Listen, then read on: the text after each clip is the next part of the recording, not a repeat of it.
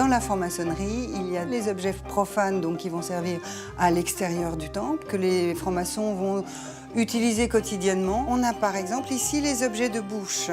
Donc vous allez avoir les canons maçonniques. Petite anecdote, on portait des toasts et on les tapait violemment sur la table pour dire que l'on était heureux de vivre, et donc il ne fallait pas qu'ils cassent. Donc le cul du verre était très important pour éviter de les casser. Il y a aussi des objets de tabacologie. Cette petite tabatière, qui est en corne pressée, est extraordinaire. Elle est très fine et comporte tous les symboles de la maçonnerie actuelle. Après, on va trouver aussi la maçonnerie féminine. Donc les femmes, elles ont aussi leurs petits symboles sur leur poudrier. Là, vous avez un poudrier 1930 qui est tout à fait charmant et vous avez le symbole maçonnique qui est dessus. La boîte à secrets, la boîte à bijoux, qui est beaucoup plus ancienne. Elle était vraiment pour l'initié parce qu'elle a un aspect tout à fait naturel. Et quand vous l'ouvrez, plein de petits tiroirs secrets dans tous les sens, bien sûr, où on pouvait cacher les choses initiatiques.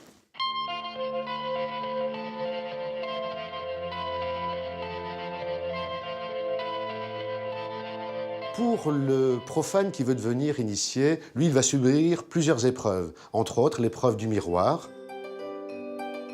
Une autre étape importante, c'est la libation, c'est-à-dire que la personne va boire un produit dans ce type de coupe, et ces coupes sont posées sur ce que l'on appelle l'autel des serments, qui ici est d'une exécution exceptionnelle.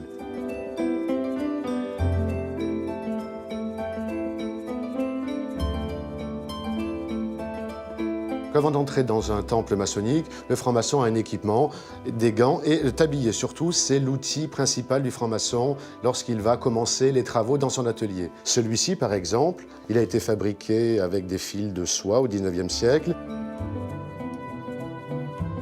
Une fois que les francs-maçons sont entrés dans le temple, les travaux peuvent commencer. Pour ce faire, il y a des rituels, et pour cela, il y a des outils comme les maillets, qui permettent cet échange de paroles. Également un outil avec un symbole et un symbolisme très fort, ce sont les épées. Donc il y a deux types d'épées.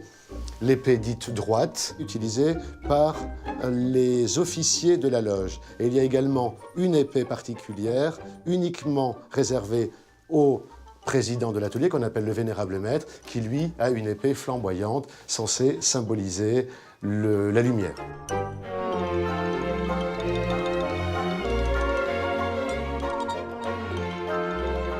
La franc-maçonnerie, elle est intéressante parce qu'elle véhicule un savoir certain, un savoir-faire, une belle technique et en même temps un savoir-être, une véritable histoire humaine.